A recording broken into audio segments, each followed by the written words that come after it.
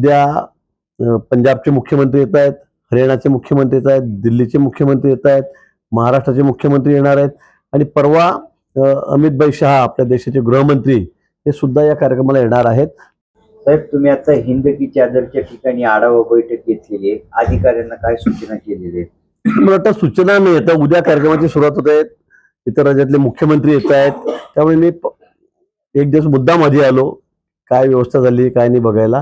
हिंद की चादर आपल्याला माहिती आहे, श्री गुरु तेग बहादूर सिंगजी याची 350वी शहीदी समागम कार्यक्रम हा या ठिकाणी घेण्यात आलेला आहे. मला वाटतं की आजपर्यंत सर्वात मोठा कार्यक्रम हा नांदेड शहरामधल्या या ठिकाणी असेल, सार्वजनिकरित्या घेतलेला. आणि जे सगळे लोक जे गुरु नानकांना मानतात, विशेष करून बंजारा समाज असेल, सिंधी समाज असेल, लबाना समाज असेल, वाल्मिकी समाज असेल किंवा सर्वात मोठा शीख समाज असेल, हे सगळ्यांचं एकत्रीकरण या ठिकाणी करण्यात आलेलं आहे. आणि सगळे एकत्र येऊन हा अतिशय भव्य दिवस कार्यक्रम मागच्या महिन्यामध्ये नागपूरला झाला होता, आता या महिन्यामध्ये आता या नांदेडला या ठिकाणी आहे. उद्या पंजाबचे मुख्यमंत्री येत आहेत, हरियाणाचे मुख्यमंत्री येत आहेत, दिल्लीचे मुख्यमंत्री येत आहेत, महाराष्ट्राचे मुख्यमंत्री येणार आहेत आणि परवा अमित भाई शहा आपल्या देशाचे गृहमंत्री हे सुद्धा या कार्यक्रमाला येणार आहेत. मला वाटतं असं एक भव्य दिव्य कार्यक्रमाचं आयोजन या ठिकाणी केलेलं आहे. बरं साहेब, छगन भुजबळ यांना ईडी चौकशीतून निर्दोष मुक्तता करण्यात आलेली आहे. आज कोर्टाने मुक्त केलं मला वाटतं त्यांना. आता काय ते चौकशी झाली, मुक्तता झाली.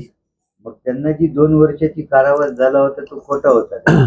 मला वाटतं अशा अनेक केसेसमध्ये शिक्षा होतात, प्रथम दर्शनी काहीतरी समोर येतं आणि नंतर चौकशी आणि ती त्यात काही स्पष्टता येते. एकच केस नाही, आपण अनेक केस बसल्या म्हणजे अनेक गुन्ह्यात, मी सांगणार नाही कुठल्या काय कुठल्या कलम म्हणून, पण अनेक गुन्ह्यामध्ये असं होतं का सगळ्यांना 100% लोक जे जेलमध्ये जातात त्यांना शिक्षा होते असं कुठे नाही आहे मला असं वाटतं. आणि म्हणून काही चौकशी अंती शेवटी काही निष्पन्न झालं नसेल आणि त्यामुळे त्यांची सुटका झालेली आहे.